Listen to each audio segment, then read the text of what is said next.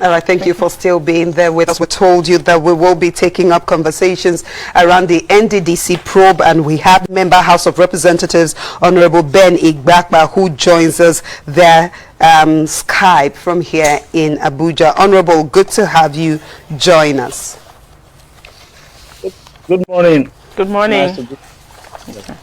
All right, after him, we shall be taking the chairman, Niger Delta Nationalities Forum, SEGA manager, and a lawyer, Tony Ogbulafo, in the course of this conversation.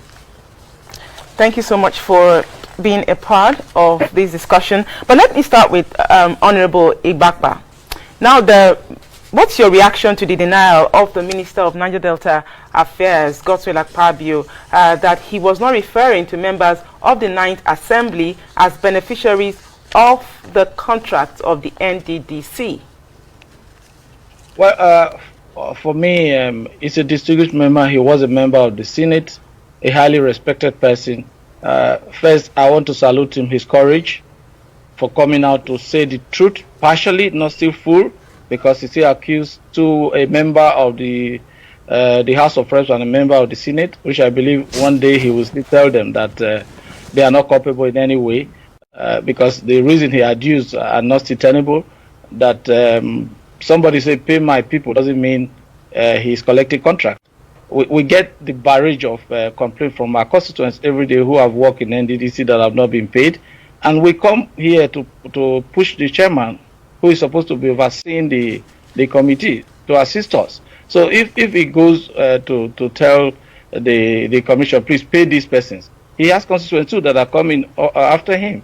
Because the moment you know the way the politics work in this our nation, once you are in the place, everybody think you can do magic. So people will always put pressure on him to say. So I don't see that as an offense. So, but first I want to salute Senator Akpabio for owning and saying the truth.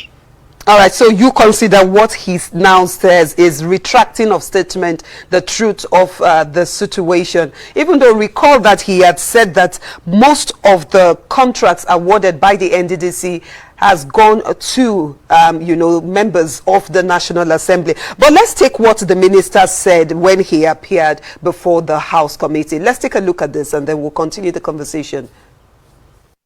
People who have gone to court, people who genuinely did jobs, should be paid for their job. So for me, I'm not against it because of course, who are even the greatest beneficiaries? It's you people now. Okay. Because if you look at your chairman gave... Okay, Honorable Minister. Honorable Minister, that's okay. That's the commencement of the payment. Can I ask you that question? What is the benefit that the National Assembly is benefiting from? It's okay, it's okay. Are you asking me the benefit of National Assembly? Yes, you just said... I just told you that we have record to show that most of the contracts in NDDC are given out to members of National Assembly, but you don't know about it. All right, so that was the minister.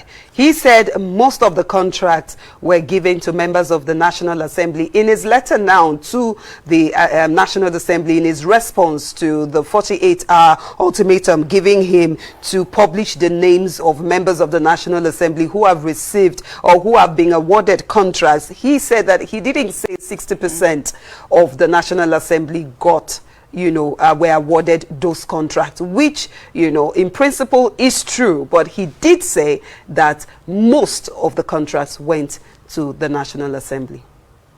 As far as I'm concerned, what he did that day was an act of war. He was facing so many questions coming, and he needs to save his face. He needs to save the organization that is overseeing, and he fired that shot. Knowing fully well that Nigerians are gullible and they will take that part of it that is negative to the National Assembly. I don't see where Nigerians in this war, where you see a nation that is always not looking at the people they elected as not being honorable. I'd like you to try to explain or rephrase that your statement that Nigerians are gullible. Really? What do you mean by that? They love the bad news. They will never look at it. Imagine what happened when the issue of the disease control bill came. They forgot the fact that we rushed to pass the stimulus bill. They forgot the fact that the Right Honorable Femi Gbajabiamila for the Chinese embassy to ensure that Nigerians are treated well. They forgot all the good part, and we pick on the disease control, especially the faulty part of it. So our people are good when it comes to information that are negative, especially to the National Assembly. Well, you can't blame people really, because bad news sells, no matter how you look at it. And I don't know whether you expect that that Nigerians should applaud the National Assembly when they do well, which is really their job to do, really. But when there are questions, you would agree with me that Nigerians will also want answers to those questions. Have we ever done well? Have the National Assembly ever done well to Nigerians? We've been fairly untreated. No, we have been unfairly treated in all issues, no matter what, no matter how we try to do. Even this public hearing, this one that you're seeing, that everybody's coming out with all our efforts trying to bring back issues. The only thing that the world is thinking about that is 60%. Honorable, somebody fired. If I may, Honorable, if I may, if I may, let me land, my sister. Okay. See, he fired that into the air, believing that would take the day. And I think he succeeded partially, which is not fair on us. We're human beings. We're coming from somewhere. Yes, indeed, we do know you're coming from somewhere, and you're representing, people in constituencies, and that brings me to this question about why, the National Assembly is usually dragged in whenever a controversy of financial recklessness is being, debated in the public domain. That's because sometimes Nigerians believe that the National Assembly hasn't done well by the country to oversight projects, to oversight programs of government, to ensure that, incidents like this do not occur. Now, having said that, do you think that the National Assembly has done fair enough, whether 8th Assembly, 9th Assembly, to ensure that projects are properly, investigated? And why did you have to wait so long before uncovering these huge amounts of money that have allegedly been recklessly misapplied by the NDDC? 81.5 billion naira within 3 months. No, because one, I want to say this. I will not give it to my people for that they've done well in terms of oversight. But anytime you wake up, that is your morning. So this is the 9th Assembly. The 9th Assembly, by the grace of God, we are doing things differently. The leadership has been very, very apolitical. Whatever happens, whatever you bring to the floor, so long as it's for the interest of Nigerians, I believe Right Honorable Femi Gbajabiamila has always stood by us, irrespective of whose us is going to be God at the end of the day. So I believe oversight has not been too up and running over the years, but it has started and will continue in this speed. All right. I was going to ask, where then was the National Assembly when 81, especially the House of Representatives in this regard, where 81 billion naira was allegedly fleeted away by members of the IMC? And this began, this whole controversy began when the second IMC was inaugurated in October. Well, first we are not accountants in NDDC. We are not signatory to any of the accounts. We are not responsible. We are not supervising them. That is why we have reason to invite the Minister of Niger Delta Affairs, because he sees what they are doing. We are not in fact. We have no business with the executive arm and what they are doing. Ours is, or most times, is post-mortem. When something has been done, and when we wait for information. If not for the fact that certain revelations came up, we will have waited until maybe they will have spent up to 300 billion in waste, and it will come through the Auditor General's query before the public account can look into it. But thank God, we're here. We didn't allow it go too far. It came, information came, and both the Senate and the House of Reps went into it, and you see the exposition that is coming out. So I don't think we've done badly. We're not culpable in any way. We're not supposed to be supervising their books on a daily basis. Tell us the kind of relationship that exists between the executive and legislature, especially in these regards. At what point do you think that the National Assembly, the House of Reps, members of the Committee on Niger Delta Affairs should have stepped up to begin to look at the activities of the NDDC? Because we're looking at an IMC that was set up, I think, sometime in June for a 6 months mandate, and then there was a 3 months extension where more members were inaugurated into that committee. Well, I think the right time to step in is when we stepped in, because we cannot be running the affairs of Niger Delta. That is not our business. Running it every day. It is still the same Nigerians that will come up and say, oh, the National Assembly is not allowing people to do things. You can see what is happening, even when it comes to the issue of the 734,000 jobs. You see, each time we try to start things, to work along with the executive in an issue, Nigerians react and see us as being the bad people, not wanting something to happen, even when we are doing it in their interest. Look at the issues that are coming up. So we cannot actually be running Niger Delta, NDDC for them. We are not to check their books every day. We are not the accountant. We are not CBN. We are not the Accountant General's office. We don't release money for them. We are not BPP that look at their contracts and programs before approval. We don't issue any. It's only when they have done. In our place, it is said that you cannot ask somebody, what do you want to say? You ask somebody, what have you just said? All right. Honorable, you said earlier you applauded the minister Godswill Akpabio for retracing his step, for his bravery to do that. However, the House has resolved that the clerk of the House to institute a criminal complaint of perjury against the minister because he didn't present the names as he had alleged, even though he had, retraced his steps, but the House has gone ahead to institute a criminal case of criminal complaints of perjury. Well, that was the decision before his. You remember during plenary yesterday, Mr. Speaker gave a position of the House just as he was giving it before he rounded up. The letter of the Honorable Minister came, and he had to stop midway to read that letter for us, for all of us. So I think what is left now is for the leadership to look into it, the legal team to look into it. If it meets what we wanted, Mr. Speaker and the leadership in their wisdom might change their position. But for me as an individual, I believe he has owned up, he has swallowed and taken back his words. That is a man for you. All right, but let's look at.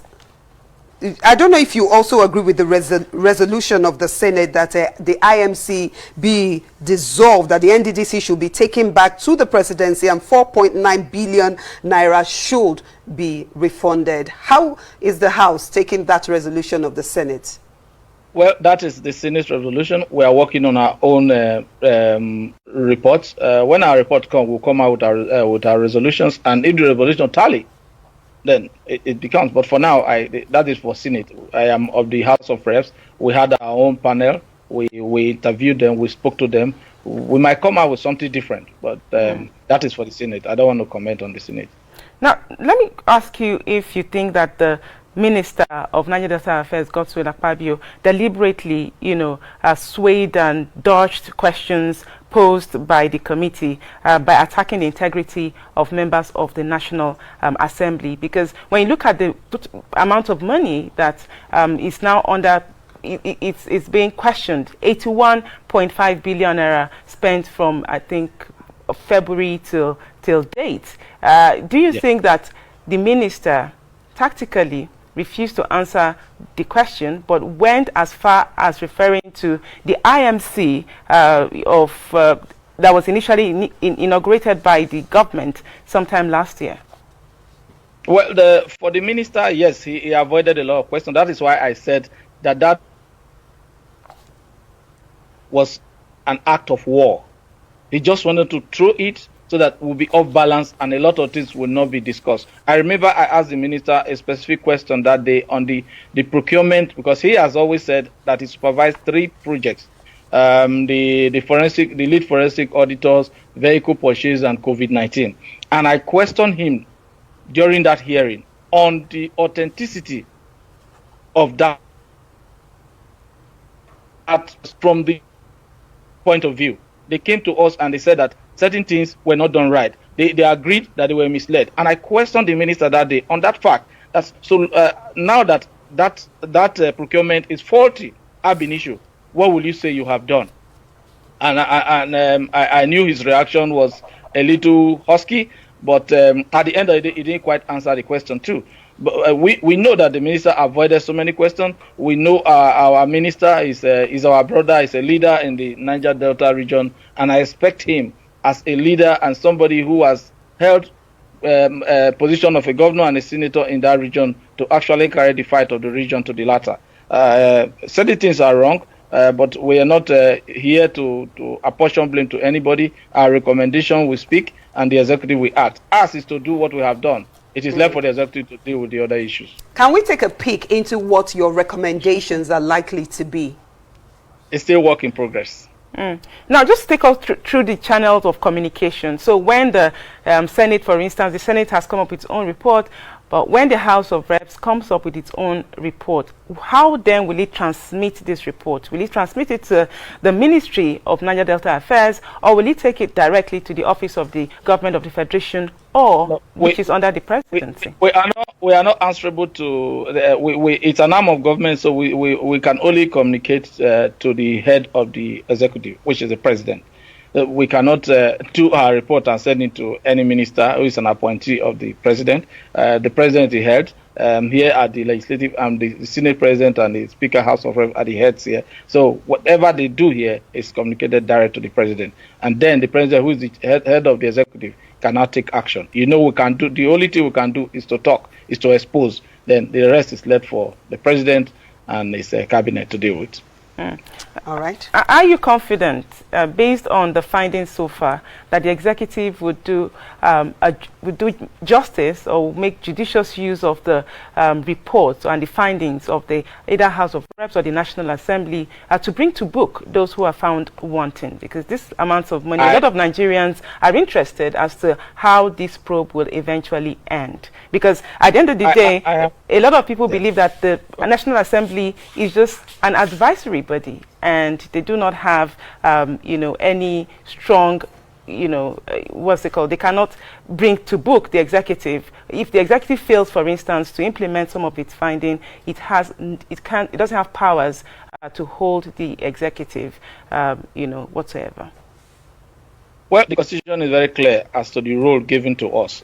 Ours is to make laws, ours is to represent and oversight. And what we are doing now is oversight. I am very, very confident that Mr. President will do the needful at the appropriate time.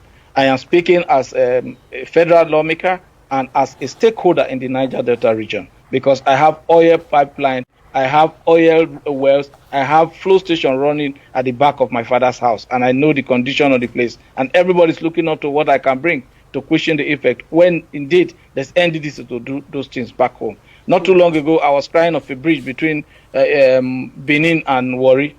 It's down. NDDC is supposed to do that. I'm not supposed to be coming here to cry for them to be done. And today you can't pass the road. 2 days ago, 20 people were burnt in my constituency because a tanker was trying to avoid a pothole and it fell and exploded. So I am very, very confident. Mr. President means well.